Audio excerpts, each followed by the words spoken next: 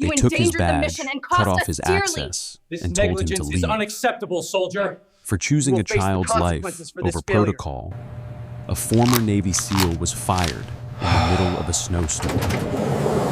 Broken, silenced, and walking into the freezing night with only his German Shepherd at his side, Ethan Walker thought his story was over.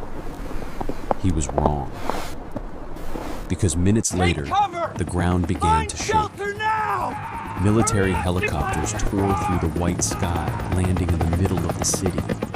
The wind nearly knocked him down, and then a voice shouted words that changed everything.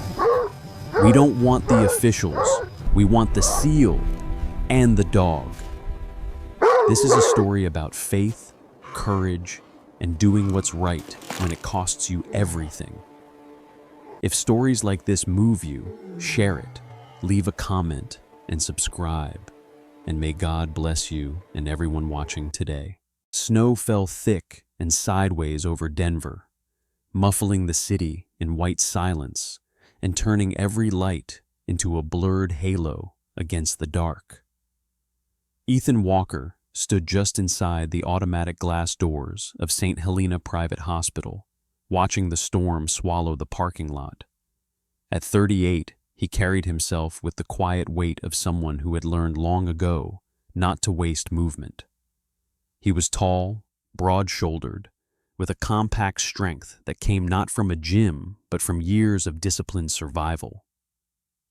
His dark hair was cropped short and already flecked with gray at the temples.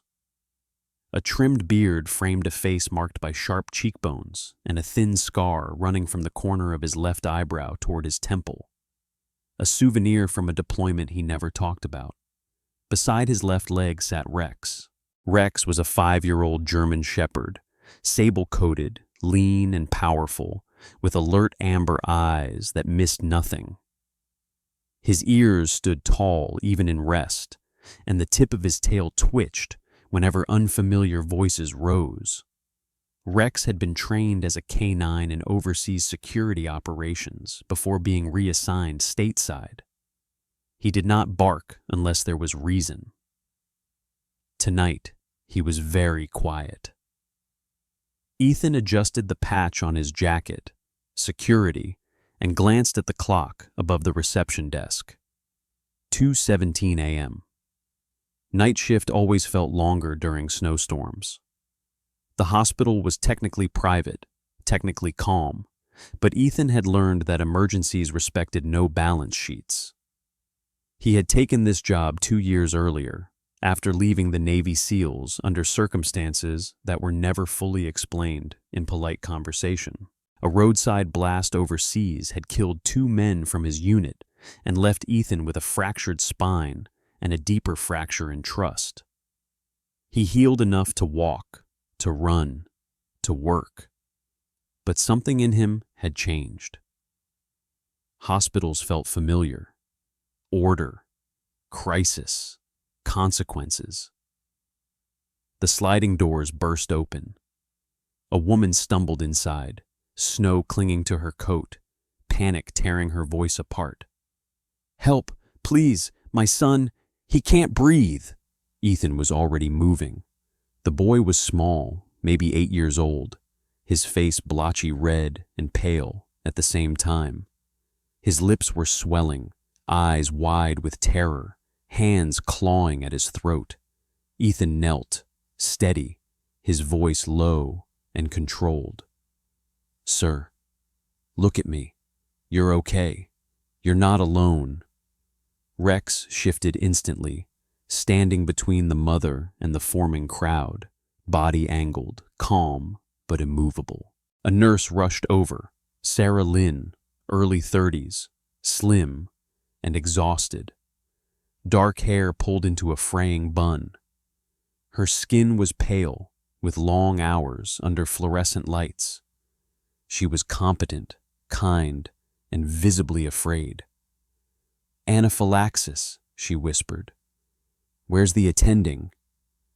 "He's on the phone," someone answered. "Insurance approval." Ethan felt something cold and old tighten in his chest. The boy's breathing turned into a high, wet whistle. Seconds mattered now. "Epi," Ethan said. Sarah hesitated. "I need authorization." Ethan didn't raise his voice. He didn't argue. He moved. He unlocked the crash cart, hands precise, movements efficient. Sarah stared for half a heartbeat, then followed. She had seen this kind of decisiveness once before, during the pandemic, when protocols bent or people died. Ethan administered the epinephrine. He supported the boy's airway, adjusting his position, speaking softly as if calm itself were medicine. Rex held the line. The boy gasped, then inhaled again. Color crept back into his cheeks. The sound of breathing returned, imperfect but alive. The mother collapsed to her knees, sobbing. Minutes later, the attending physician arrived. Dr. Harold Grant, mid-50s, thinning hair, immaculate scrubs, eyes sharp with irritation rather than relief. "Who authorized this?" he demanded. "I did," Ethan said. Grant's mouth tightened. "Your security." "Yes." "You violated protocol." "I saved his life." Grant stared at him, measuring risk, liability, reputation. "We'll discuss this with administration." By morning, the discussion was short. The head of operations, a woman named Karen Doyle, neatly dressed, professionally distant, stood with HR beside her. "Mr. Walker, your actions were inappropriate. You exceeded your authority, created disorder, and exposed the hospital to risk." Ethan listened without interruption.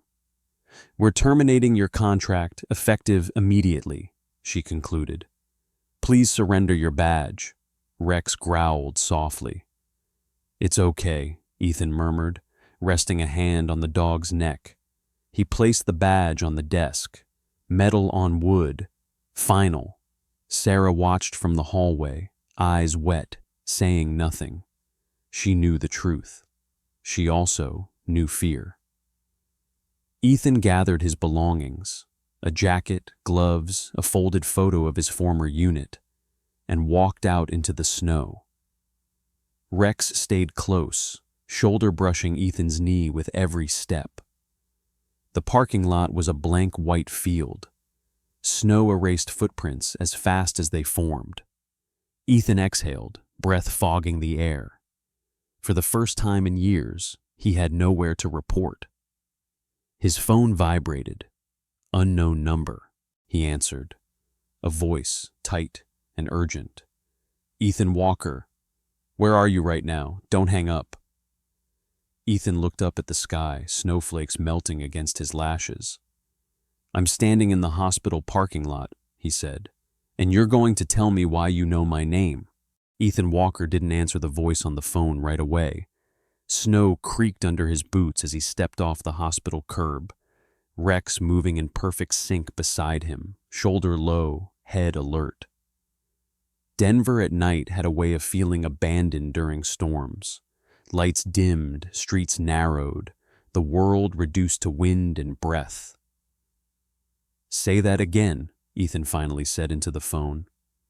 The voice belonged to a man who sounded young but trained, every word clipped by urgency. "Ethan Walker, former Navy SEAL, currently outside St. Helena Private Hospital. We need you exactly where you are. Do not move." Ethan stopped. Rex stopped too. Across the street, a few late-night cars crawled along, tires hissing through slush. Ethan's mind ran faster than the storm. Nobody called former operators by full name unless they had done homework, and nobody told him not to move unless something was already moving toward him. "What's this about?" Ethan asked. A pause. Then, honestly, "A structural collapse. Charity event. Pediatric casualty. We're out of time." The call ended. The sound came first as vibration. Not noise, pressure. the kind that settles into the chest before the ears can name it. The ground trembled faintly, snow rippling in shallow waves across the asphalt. Rex's ears snapped forward. A low growl rolled out of his chest, not aggressive, but warning. People noticed then. Heads tilted up. A woman near the bus stop dropped her phone. Somewhere, a car horn stuck and wouldn't stop screaming. Through the low clouds, dark shapes cut downward. 2 helicopters broke the snowfall like predators, matte black against white sky. Their rotor blades tore the air apart, sending snow spiraling in violent columns. They flew low, too low for comfort, too precise for accident. Blackhawks, they didn't circle. They committed. The first helicopter descended into the intersection half a block away, skids touching asphalt with controlled force. The second hovered above, doors open, figures visible inside, helmets, headsets, rifles slung, but not raised. This wasn't law enforcement. It wasn't news. It was extraction. Ethan stepped back instinctively, Rex pressing closer to his leg, body angled outward. The dog's muscles coiled beneath his coat, every line of him tuned to threat vectors Ethan hadn't consciously marked yet. The side door of the landed helicopter slid open before the rotors slowed. A man jumped down and broke into a run. Captain Daniel Miller moved like someone used to running toward chaos. Early 40s, tall and lean, his tactical gear worn with familiarity rather than pride. His face was weathered, sharp-jawed, with tired eyes that had learned how to ignore fear without pretending it didn't exist. A thin scar ran along his neck, disappearing beneath his collar. Old, surgical. He didn't look at the helicopters. He looked straight at Ethan. "Walker!" Miller shouted over the roar. "Eyes on me!" Ethan didn't flinch. "You've got my attention." Miller skidded to a stop a few feet away, taking in Ethan's posture, the security jacket, Rex at heel. His gaze lingered on the dog for half a second longer than necessary. "Good," Miller said. "We need you, now." "For what?" Miller lifted a tablet, screen glowing despite the snow. A grainy aerial image showed twisted metal, collapsed beams, emergency lights flashing like distant flares. "Temporary grandstand collapse, downtown, charity fundraiser. Weather shifted the load." "Where do I come in?" Miller's jaw tightened. 8-year-old girl, trapped, airway compromised. EMS can't reach her safely. Crowd's unstable. We need someone who can manage people and panic and won't freeze when the math turns ugly. Ethan glanced at Rex, then back at Miller. "And the dog?" Miller nodded once. "Intel says you don't go anywhere without him." Rex chose that moment to step forward half a pace, eyes locked on Miller, not hostile, just assessing. Snow clung to his whiskers, melting slowly. Miller crouched, careful not to invade space. "German Shepherd, 5, maybe 6, military trained. You smell explosives before you see them, don't you?" he said quietly, more to Rex than Ethan. Rex didn't growl. "That's a yes," Miller muttered, then stood. "We've got a problem, though." Ethan felt it before Miller said it. "Someone doesn't want me there." "Someone doesn't want witnesses," Miller corrected. "Or variables." As if summoned by the words, Rex's head snapped toward the far end of the block. A dark SUV idled near a plowed snowbank, engine running, lights off. Too clean, too patient. Inside, a silhouette shifted. Ethan's pulse slowed, not sped up. This was familiar territory. That vehicle's been tracking our approach vector, Miller said under his breath. Didn't come with us. Rex let out a sharp bark, controlled but loud enough to draw attention. The SUV's brake lights flared. Miller touched his earpiece. Eyes on a black Suburban, northwest corner, not ours. Static crackled. Copy. The SUV lurched forward, tires spinning briefly before catching. It didn't speed away. It slid into traffic, merging like it belonged there. Ethan watched until it disappeared into the snow. This isn't just a rescue, he said. Miller met his eyes. No! A gust of wind slammed into them, pushing snow sideways again. Time pressed in. Miller gestured toward the helicopter. We've got maybe 90 seconds before someone decides you're more useful, silent than helpful. Ethan looked back once at the hospital doors, still glowing faintly in the distance, then down at Rex. Ready? He asked. Rex's tail lifted slightly. His stance said everything. Ethan turned to Miller. If I'm coming, he's coming. Miller cracked the smallest smile. Wouldn't have it any other way. They moved. The helicopter set them down on the service road behind the stadium, its rotors blasting snow and loose debris across the asphalt before lifting away. The noise faded quickly, swallowed by wind and sirens, leaving a different kind of chaos behind. Human, panicked, uneven. Ethan took it in with one long look. Temporary grandstands leaned at unnatural angles, metal joints twisted like broken fingers. Sections of aluminum flooring had collapsed inward, forming jagged pockets filled with shadow. Floodlights cast harsh white cones through the snow, catching drifting flakes and turning them into static. Paramedics moved fast but carefully, stepping around cables and rebar. Somewhere close, a woman screamed a name over and over until her voice cracked. Rex stepped forward first.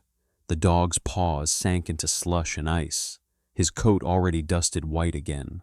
His posture changed the moment they crossed the perimeter tape, head lower, nose working, tail steady. 5 years old, built lean rather than bulky, Rex moved like a blade sliding through clutter, ignoring noise and emotion, tracking only what mattered. Ethan slipped fully into the space he knew best. Lights here, he said to a firefighter struggling with a portable rig. I need one angled down that gap, no shadows.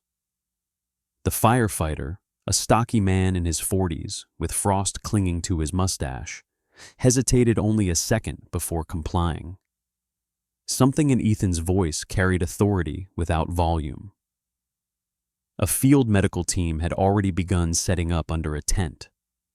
The lead was Dr. Michael Reyes, late 30s, Latino, athletic build, clean-shaven, eyes red from cold and pressure. He had been an ER physician for 10 years, most of them in overcrowded urban hospitals, but mass casualty scenes still tightened his shoulders. We've got multiple fractures, hypothermia, one cardiac arrest en route, Reyes said quickly. What do you need? Clear lanes, Ethan replied, and silence near the collapse point. People panic when they hear crying. Reyes nodded and relayed the order without argument. Rex stopped suddenly, nose pressed to the edge of a bent railing. He whined once. Soft, urgent. Ethan was beside him immediately. Blood, fresh. Not a lot, but enough. Rex moved again, tugging the leash gently, guiding Ethan toward a narrow triangular void where 2 sections of flooring had folded together. Snow drifted in slow curtains around the opening. Inside, something moved, a faint sound, wet, rhythmic, breathing. Ethan crouched, shining a light through the gap. The beam caught a small face, pale and bruised, framed by tangled brown hair. A girl, maybe 8 years old. Her eyes were half open, unfocused. One side of her neck was already swelling, skin stretched, and angry purple beneath the cold. "She's alive," Ethan said into his radio. "Barely." The structure groaned above them as wind pushed against the temporary stands. Reyes appeared at Ethan's shoulder, breath visible. "Airway trauma," he said, after one look. "We can't reach her safely. That whole section's unstable." Ethan studied the angles, the load paths, the way the metal flexed with each gust. He remembered something similar overseas, a collapsed market roof, civilians trapped, a choice made under worse odds. "I can get in," he said. Reyes turned sharply. "That's not—" "I know," Ethan cut in, already shrugging out of his jacket. "I'm not asking permission. I'm asking for oxygen and suction ready when I signal." Reyes hesitated, then nodded once. 2 minutes, that's all I can give you." Ethan dropped to his stomach and slid into the gap, moving slowly, weight distributed, breath controlled. The air inside was stale and metallic. Snowmelt dripped steadily somewhere overhead. The girl's chest rose unevenly. "I'm here," Ethan said quietly, keeping his voice low and steady. "You're not alone." Her eyes fluttered, unfocused. He positioned her head carefully, clearing snow from her mouth with gloved fingers, watching the rise and fall of her chest like it was the only thing left in the world. Outside, Rex paced, ears pinned forward, hackles just barely raised. He didn't bark. He watched the perimeter instead. A voice crackled through Ethan's earpiece, low and distorted. "Not Reyes. Contain the situation. Witnesses complicate this, especially him." Ethan froze for half a second. "Repeat," he murmured. Static, then clearer. "If Walker talks, this stops being an accident." Ethan's jaw tightened. Outside the collapse zone, Rex snapped his head toward the outer barricade. His body went rigid, eyes locked on a figure standing just beyond the floodlights. A man in a dark coat, tall, lean, face half hidden by a scarf. He didn't look like emergency personnel. He wasn't helping. He was watching. The man noticed Rex looking. He turned and walked away. Rex let out a sharp bark, one warning note, and strained against the leash. "Rex," Ethan said calmly, though his heart had started to beat differently now. "Stay." The dog obeyed, but his gaze never left the direction the man had gone. Inside the gap, the girl's breathing hitched. "Stay with me," Ethan whispered, adjusting her position again, buying seconds the only way he knew how, by refusing to let panic enter his hands. Above them, the stadium groaned again. Outside, Reyes shouted orders. Equipment clattered closer. Ethan knew 2 things with absolute clarity. The child might not survive without immediate intervention. And someone out there was very invested in making sure the truth didn't survive at all. The wind shifted, and with it the smell of metal sharpened. Ethan noticed it first while crawling back out of the collapsed gap, snow clinging to his sleeves. It wasn't just cold steel or torn aluminum. It was the distinct bite of freshly cut supports, edges too clean, angles too deliberate. Damage like this didn't come from weather alone. Outside, floodlights flickered as generators strained.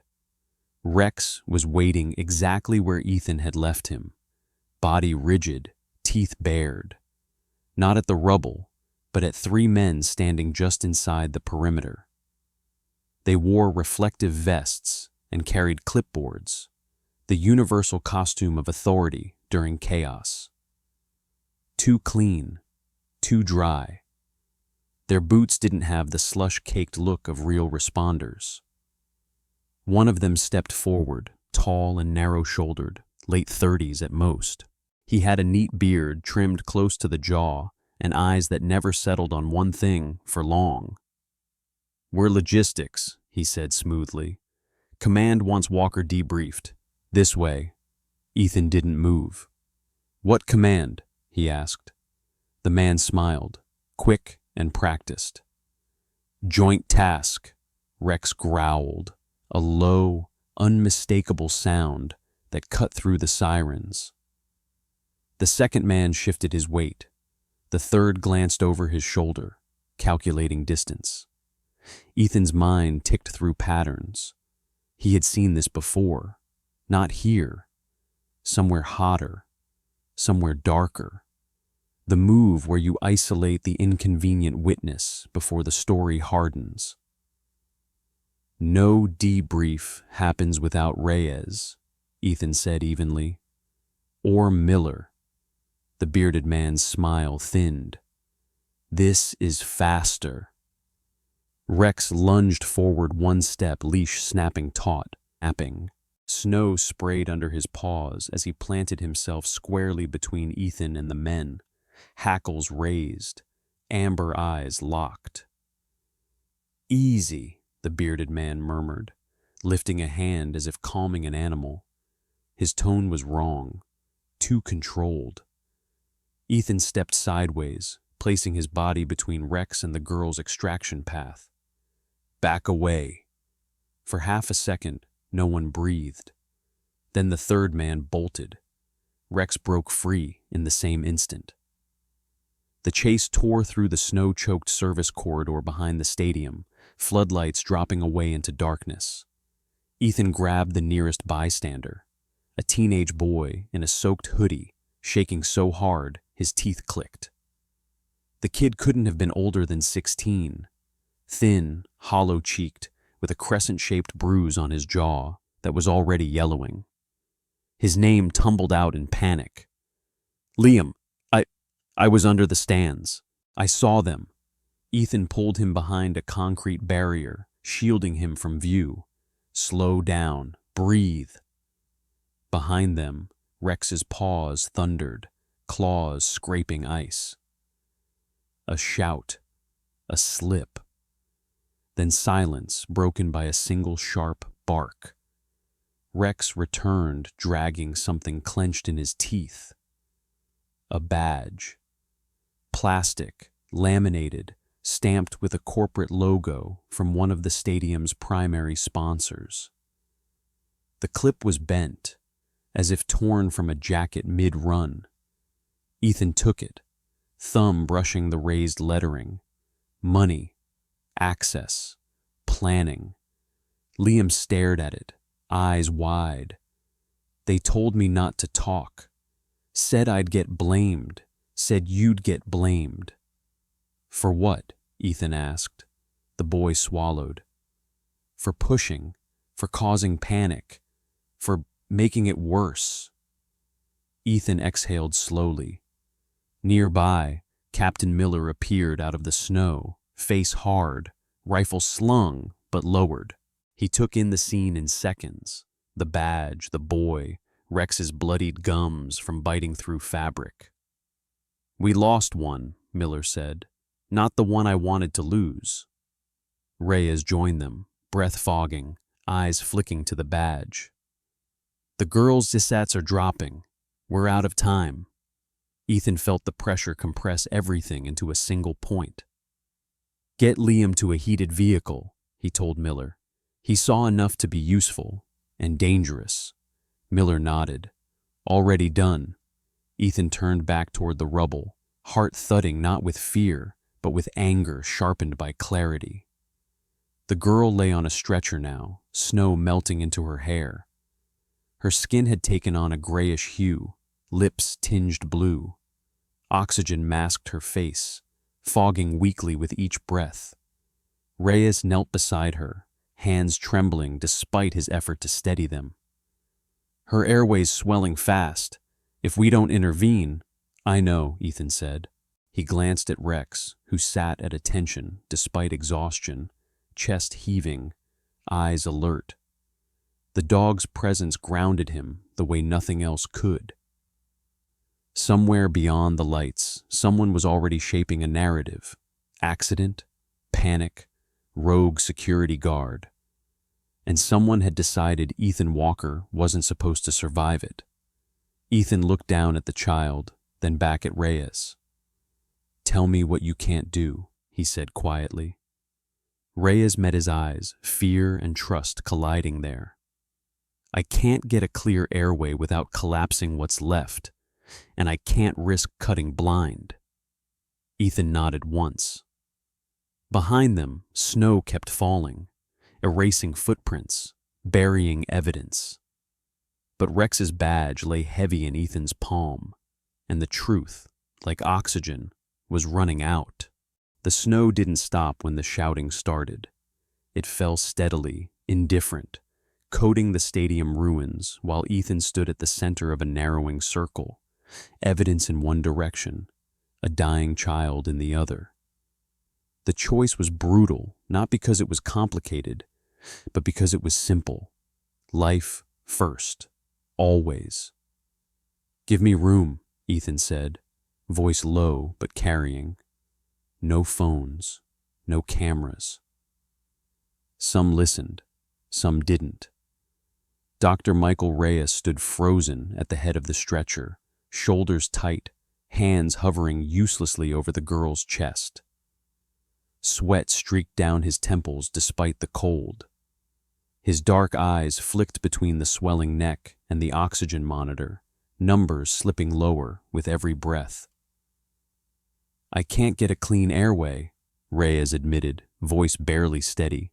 "If I cut wrong—" "You won't," Ethan said. "Not if you do exactly what I tell you." Reyes looked at him then, not as a doctor to security, but as one professional to another. "You've done this before." Ethan didn't answer. He was already moving. He knelt beside the stretcher, snow soaking through his jeans, hands calm in a way that came only from repetition under fire. He didn't touch the girl yet. He spoke first.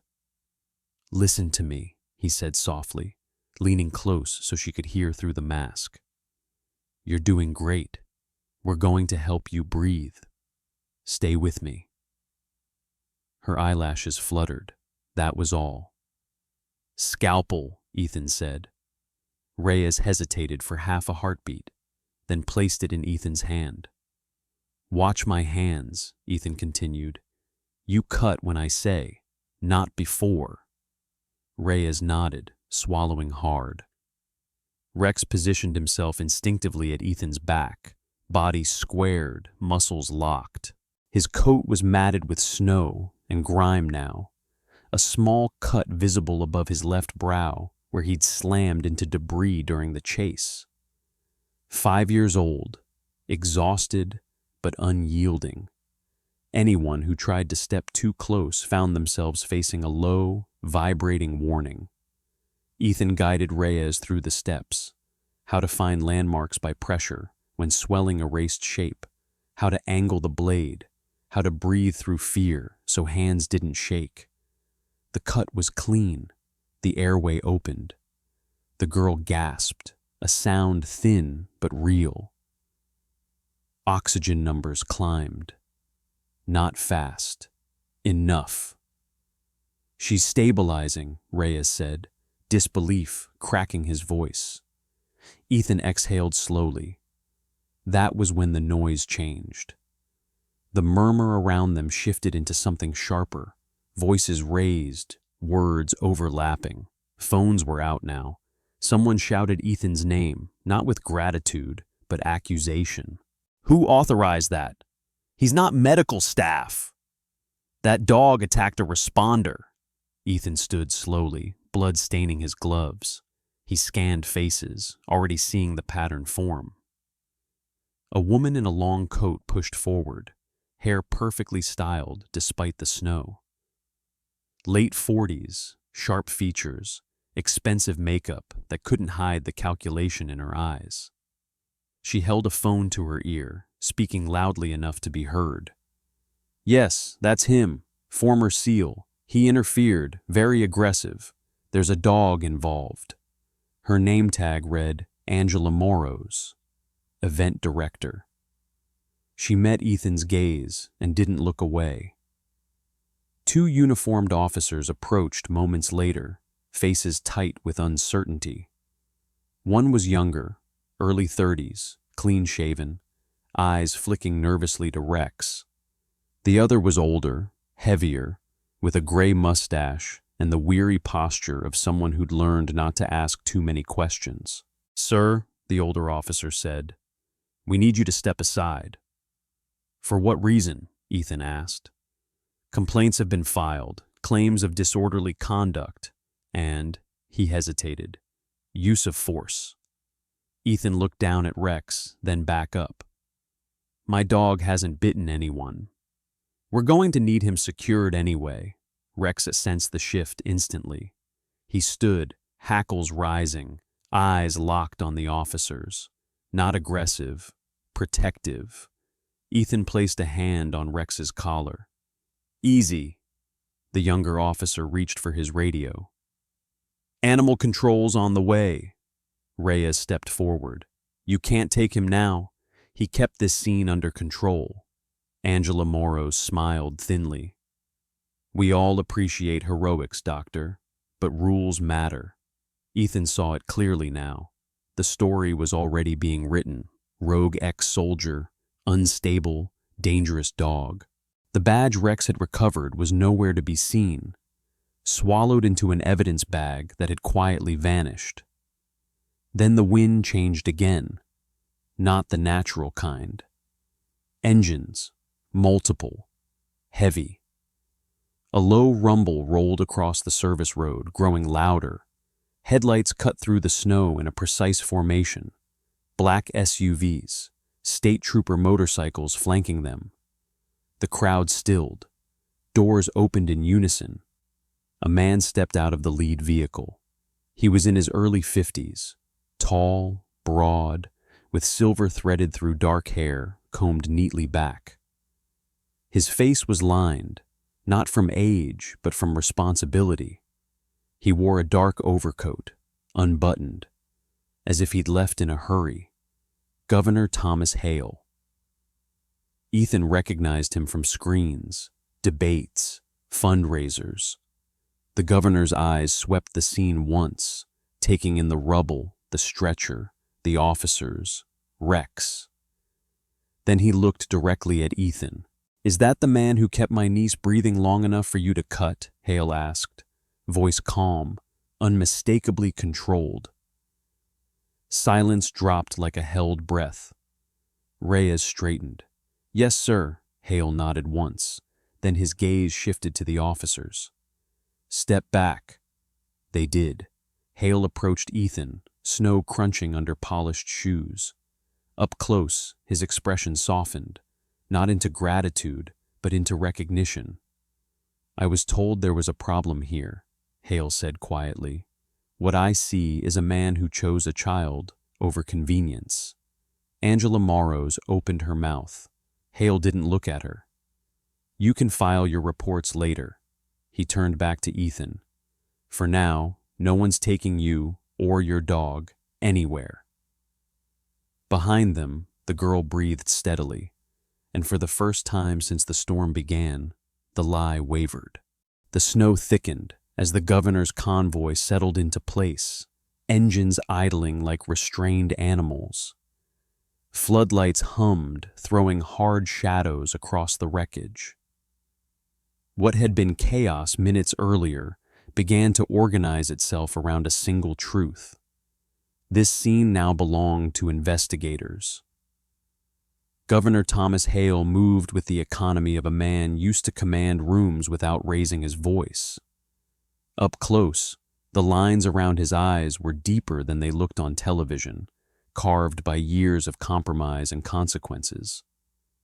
He shook hands quickly with Captain Miller, nodded once at Dr. Reyes, then turned his attention to Ethan. "You said you have evidence," Hale said. "Show us." Ethan didn't posture. He spoke the way he always had, plain, sequential, anchored to what could be verified. He started with time, when the wind gusts had increased, when the lights on the VIP camera feeds went dark, when Rex had first alerted near the folded joint. He handed over the sponsor badge Rex had recovered, now sealed in a clear bag and labeled. The plastic was scuffed, the clip twisted, fibers caught in the hinge. A woman stepped forward from the investigative team, mid-40s, short-cropped hair the color of steel wool, eyes sharp behind rectangular frames. Agent Laura Bennett, Federal Structural Integrity Unit. Her coat was plain, functional, dusted with snow. She had the posture of someone who trusted data more than people, but listened to both. Bennett took the badge, turned it under the light. "This access level would allow entry to the underside supports," she said. "Not public, not volunteer." Hale's jaw set. Bennett motioned to a technician. "Bring the cut samples." 2 lengths of metal were laid out on a portable table. The ends were clean, beveled at precise angles. "These weren't sheer failures," Bennett said. "They were cut, slow feed, deliberate." Angela Morrows tried to speak. Her voice came out brittle. "This is speculation. We had a storm." Bennett didn't look at her. "Storms don't switch off cameras in VIP corridors." Silence spread outward. Ethan glanced down at Rex. The dog sat squarely at heel, chest rising steady despite exhaustion, amber eyes tracking movement. Bennett noticed the dog then, really noticed him. "You said the canine alerted," Bennett said. "Yes," Ethan replied. "On blood first, then on a runner, then here." Bennett nodded to a handler from the governor's detail, a quiet man with a trimmed beard and a calm voice. He approached with a sealed pouch containing metal shavings collected from beneath the stands. "Let him work," Bennett said. Rex rose. 5 years old, muscles coiled under a weather-darkened coat. He moved with intent rather than speed. He sniffed the pouch, then the cut samples, then padded toward a taped-off maintenance corridor. He stopped at a locker bay, nose pressed to the seam of a steel door. The handler opened it. Inside, a portable cutter, gloves, and a jacket bearing the logo of the primary contractor. Bennett's mouth tightened, not with satisfaction, but with confirmation. A man pushed forward then, face flushed, expensive coat spattered with snow. Richard Klein, CEO of High Ridge Structures. Late 50s, thick neck, hair dyed too dark to hide thinning. He had the confidence of someone who believed consequences were negotiable. "This is outrageous," Klein snapped. "You're blaming me for a storm?" Bennett turned. "We're blaming you for cutting corners and supports." Klein laughed once, sharp and humorless. "I don't swing tools." "No," Bennett said. "You sign schedules."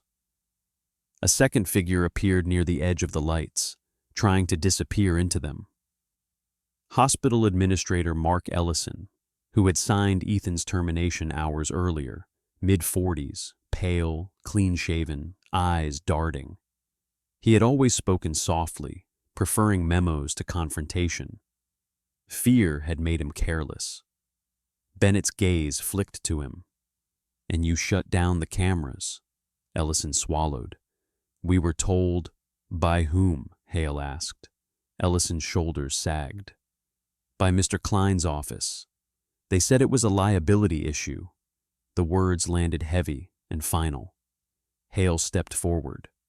Snow clung to his overcoat.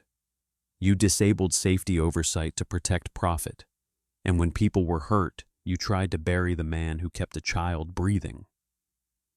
Cameras surged closer. Microphones crowded in. Ethan felt the weight lift. Not relief exactly, but alignment. The truth had found daylight. Agent Bennett signaled her team. Take them. As Klein protested and Ellison crumpled inward, Hale turned back to Ethan and Rex. The girl? Hale asked quietly. Reyes answered. Stable. Transported. She'll need surgery, but she'll live. Hale closed his eyes for a moment, then opened them. Thank you. He reached down, hand hovering near Rex. May I? Ethan nodded. Hale rested his palm briefly on Rex's shoulder. The dog accepted the touch, steady and solemn. For service, Hale said, and a small case was produced, an engraved canine commendation, simple and unshowy. Applause started somewhere and spread, tentative at first, then firm. Angela Morrows stood very still. Hale addressed the press. There will be a full investigation. Charges will follow. And there will be accountability, he turned to Ethan. As for you, this state needs people who choose lives over optics. Ethan met his gaze. I don't need a title. Hale smiled faintly. Good. Then you'll do the job well. Snow continued to fall, softening the edges of wreckage and anger alike. Floodlights dimmed as dawn threatened behind the clouds. Ethan clipped Rex's leash and stepped back from the center, the noise receding. The storm had not ended, but it no longer hid the truth. Sometimes the miracle doesn't come as fire from the sky. Sometimes it comes quietly, through the hands that refuse to let go, through the courage to do what is right when no one is watching, through a man, a dog, and a choice made in the cold. In moments like this, many people say it was luck. Others call it coincidence. But those who have stood at the edge between life and death know better. God often works through ordinary people who choose love over fear, truth over comfort, and action over silence. In our daily lives, we may never face a collapsing stadium or a life hanging by seconds. But every day, we are given smaller moments that matter just as much. A chance to speak up, a chance to protect someone weaker, a chance to do what is right, even when it costs us something. If this story touched your heart, take a moment to share it with someone who needs hope. Leave a comment and tell us where you're watching from. We read every one. And if you believe stories like this matter, please subscribe so you don't miss the next one. May God bless you, protect you, and guide your steps. And may He always place the right people and the courage to act in your path.